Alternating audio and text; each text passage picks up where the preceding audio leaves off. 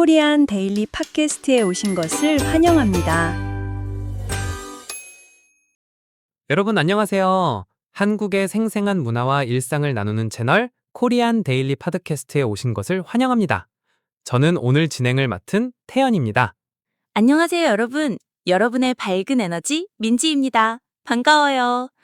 태연 씨, 오늘 우리 동네가 아니라 강남에서 만나니까 기분이 좀 색다른데요? 창밖 야경이 정말 예뻐요. 맞아요. 역시 강남은 밤에도 참 화려하네요. 그런데 벌써 밤 10시가 넘었네요. 민지 씨, 아까부터 창밖을 되게 열심히 보고 계시는데 뭐 특별한 거라도 있나요? 와, 태연 씨, 저기 좀 보세요. 저기 건너편 큰 건물에서 사람들이 갑자기 우르르 쏟아져 나오고 있어요. 다들 엄청 바쁘게 뛰어가고 엄마들로 보이는 분들이 차를 대놓고 기다리고 있네요. 무슨 큰 행사라도 끝난 걸까요? 아, 저거요? 저건 행사가 아니라 아주 평범한 한국의 밤 풍경이에요. 네? 평범하다고요? 에이, 태연 씨. 저는 저 사람들이 다 야근하고 이제 막 퇴근하는 직장인들인 줄 알았어요. 와, 한국 사람들 진짜 열심히 일하는구나 하고 감동받을 뻔했단 말이에요. 퇴근요? 민지 씨, 저분들 자세히 보세요. 다들 교복을 입거나 자기 몸집보다 큰 책가방을 메고 있잖아요. 직장인이 아니라 학생들이에요. 헉, 진짜네요? 어머나 세상에. 그럼 지금 이 밤 10시에 학생들이 학교가 아니라 학원에서 학교를 하는 중인 거예요? 아, 정말 퇴근하는 직장인들인 줄 알았어요. 가방이 너무 무거워 보여서요. 맞아요. 한국에는 밤 10시 이후에 학원 수업을 못하게 하는 규칙이 있거든요. 그래서 10시 정각이 되면 모든 학원 건물이 저렇게 변해요. 학생들의 진짜 하루가 이제야 끝나는 셈이죠. 와, 정말 믿기지 않아요. 학생들의 퇴근이라니. 저 어린 친구들이 이 늦은 시간까지 공부를 하다니요. 아, 그렇죠.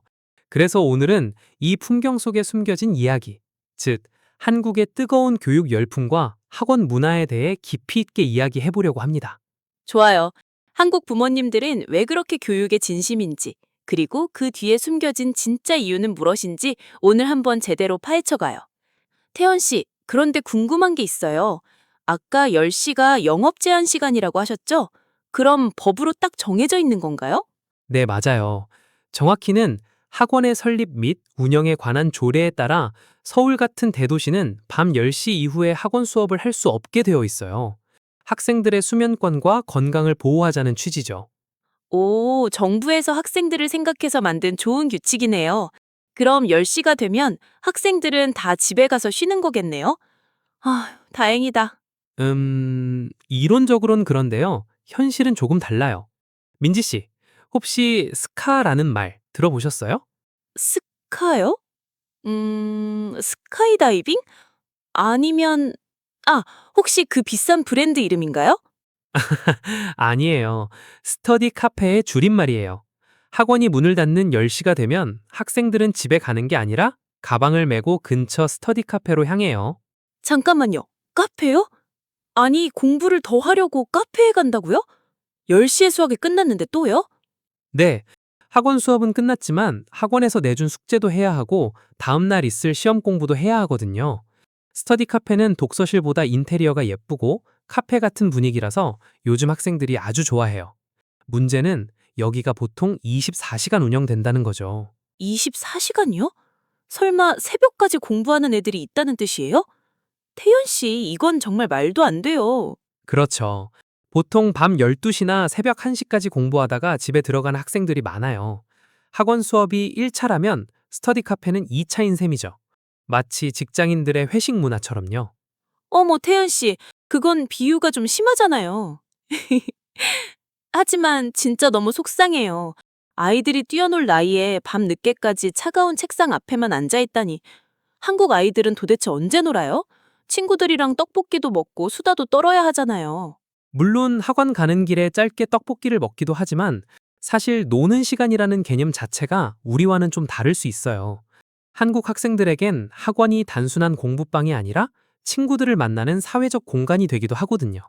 사회적 송간이라니요. 아, 친구를 만나기 위해 학원을 가야 한다는 게 더 슬프게 들려요.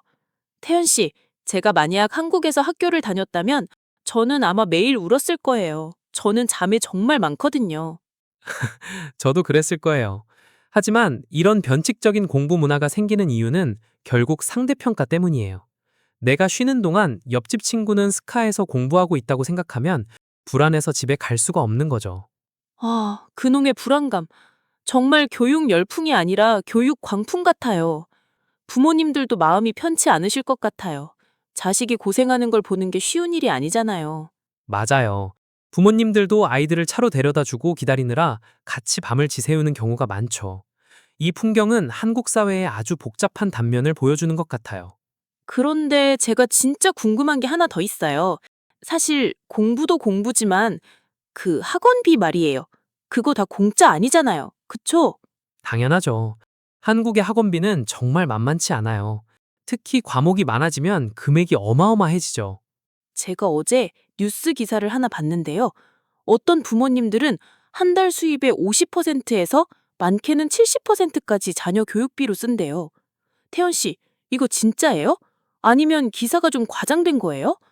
70%면 월급 받아서 학원 선생님한테 다 드리는 거잖아요. 민지 씨, 안타깝게도 그건 과장이 아니에요. 실제로 에듀푸어라는 신조어가 있을 정도니까요. 자녀 교육비 때문에 정작 부모님들은 노후 준비도 못하고 가난하게 사는 분들이 정말 많아요. 에듀 푸어요? 세상에, 교육이랑 푸어를 합친 말이죠? 아니, 도대체 왜 그렇게까지 하는 거예요?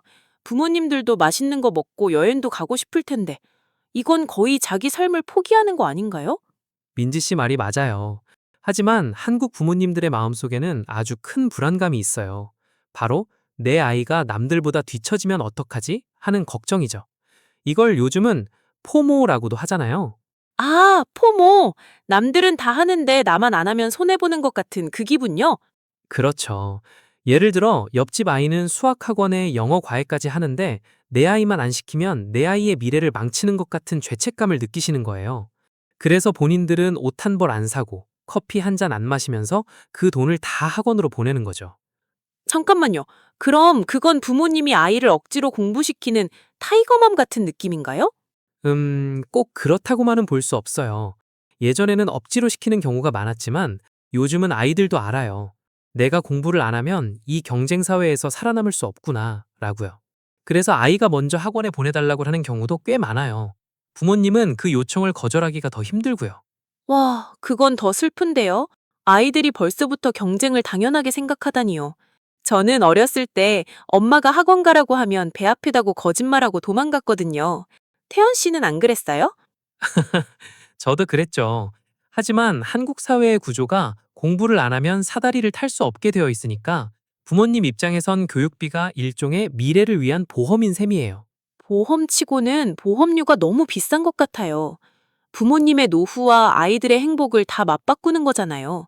태연 씨, 저는 가끔 한국의 이런 모습이 밑 빠진 독에 물 붓기처럼 보일 때가 있어요.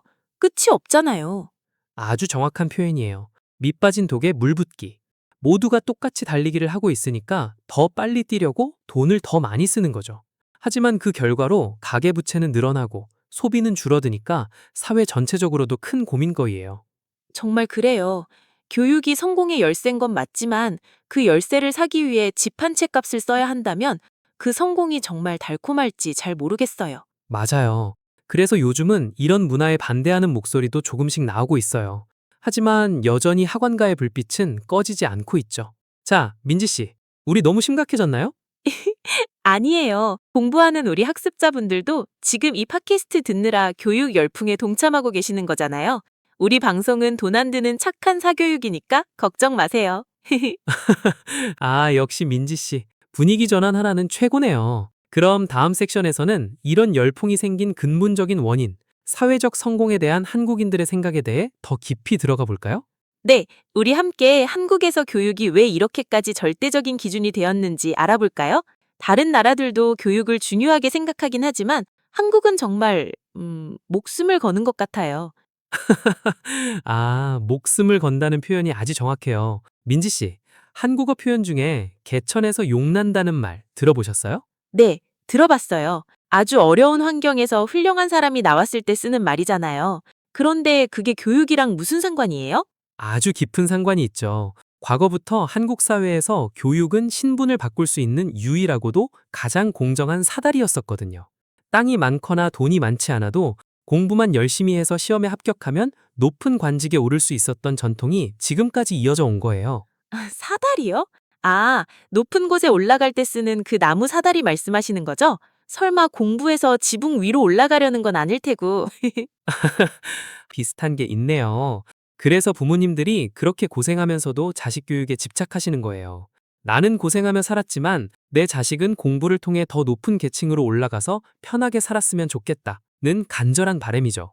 교육이 곧 사회적 이동의 통로인 거예요. 하지만 태연 씨, 개천에서 용난다는 너무 옛날 이야기 아닌가요? 요즘은 금수저, 흙수저라는 말이 더 유행이잖아요. 부모님이 부자여야 아이도 성공한다는. 맞아요. 그래서 요즘은 그 사다리가 끊어졌다는 비판도 많아요. 예전에는 노력이면 있으면 사다리를 탈 수 있었는데 이제는 그 사다리를 타기 위해서 아까 말한 엄청난 사교육비가 필요하니까요. 결국 돈이 없으면 사다리 근처에도 못 가는 상황이 된 거죠. 태연 씨, 그런데 제 생각은 조금 달라요. 설령 돈이 많아서 사다리를 타고 끝까지 올라갔다고 해도 문제 아니에요? 오, 왜 그렇게 생각하시죠? 요즘 한국 사람들 중에 대학 안 나온 사람이 거의 없잖아요. 다들 학위가 있고 다들 똑같은 스펙을 쌓고 있는데 모두가 사다리 끝에 올라가 있으면 거기가 더 이상 특별한 것이 아닐잖을까요? 이걸 전문 용어로 뭐라고 하던데? 아, 학력 인플레이션 맞죠? 와, 민지 씨, 공부 많이 하셨네요. 이제는 단순히 대학을 졸업하는 것만으로 차별화가 안 되는 시대가 됐죠. 그래서 사람들이 이제는 어느 대학인지, 즉, 간판에 더 집착하게 된 거고요. 제 말이 바로 그거예요. 사다리는 하나인데 올라가려는 사람은 너무 많으니까 서로 밀치고 당기느라 다들 너무 지쳐 보여요. 사다리 위로 올라가도 행복하지 않다면 그 사다리가 정말 의미가 있는 걸까요? 저는 가끔 그 사다리를 그냥 뻥 차버리고 싶을 때가 있어요. 아, 민지 씨답네요. 실제로 그래서 요즘 젊은 세대 중에는 꼭 남들과 똑같은 사다리를 타야 하나? 라고 질문하며 자신만의 길을 찾는 사람들도 늘고 있어요. 하지만 여전히 사회의 주류 시스템은 그 사다리를 중심으로 돌아가고 있죠. 결국 문화적인 관념이 바뀌어야 할 것 같아요. 공부 말고도 성공할 수 있는 길이 많다는 걸 우리 사회가 인정해줘야 해요. 안 그러면 한국 학생들은 영원히 밤 10시에 학원 밖으로 쏟아져 나와야 하잖아요. 너무 슬픈 풍경이에요. 맞아요. 사다리가 아니라 누구나 자신만의 꽃을 피울 수 있는 넓은 들판 같은 사회가 되면 좋겠네요. 민지 씨랑 이야기하니까 저도 생각이 많아지네요. 그쵸? 태연 씨, 우리 다음에는 사다리 말고 에스컬레이터 같은 편안한 주제로 이야기해요. 좋습니다. 그럼 이제 오늘 나눈 이야기들을 정리하며 마무리해 볼까요? 자, 태연 씨, 오늘 우리는 한국의 학원 문화부터 사회적 사다리까지 참 많은 이야기를 나눴네요. 하지만 마지막으로 꼭 짚고 넘어가야 할 게 있어요. 바로 이 화려한 교육 열풍 뒤에 숨겨진 그늘이에요. 그렇죠. 가장 큰 문제는 청소년들의 정신 건강이에요. 친구들과 경쟁하며 밤늦게까지 혼자 공부하다 보니 깊은 외로움을 느끼는 학생들이 많거든요. 성공이라는 목적지 때문에 행복이라는 과정이 생략된 셈이죠. 공부해라 라는 말보다 오늘 하루 어땠니? 라는 따뜻한 한마디가 더 필요한 아이들이 많을 거예요. 태연 씨, 오늘 이야기를 나누면서 저도 반성을 좀 하게 되네요. 오, 민지 씨가요? 왜요? 사실 저도 어제 공부하기 싫어서 넷플릭스만 봤어요. 우리 학습자분들은 이렇게 열심히 공부하고 계시는 말이에요. 저도 저 밤 10시에 학생들처럼 오늘부터는 열공 모드로 변신해야겠어요. 아, 민지 씨다운 결론이네요. 하지만 우리 학습자분들은 민지 씨처럼 즐겁게 스트레스 받지 말고 공부하셨으면 좋겠어요. 그게 바로 저희 코리안 데일리 팟캐스트가 추구하는 릴렉스 러닝이니까요. 맞아요. 여러분, 오늘 주제가 조금 무거웠을 수도 있지만 한국 사회를 이해하는 데 큰 도움이 되셨길 바래요. 여러분의 나라에도 이런 교육 열풍이나 비슷한 문화가 있나요? 댓글로 여러분의 생각을 꼭 공유해 주세요. 여러분의 소중한 댓글과 구독, 좋아요는 저희에게 큰 힘이 됩니다. 더 재미있고 유익한 한국 이야기로 다시 찾아올게요. 지금까지 민지. 태연이었습니다. 다음에 또 만나요. 안녕.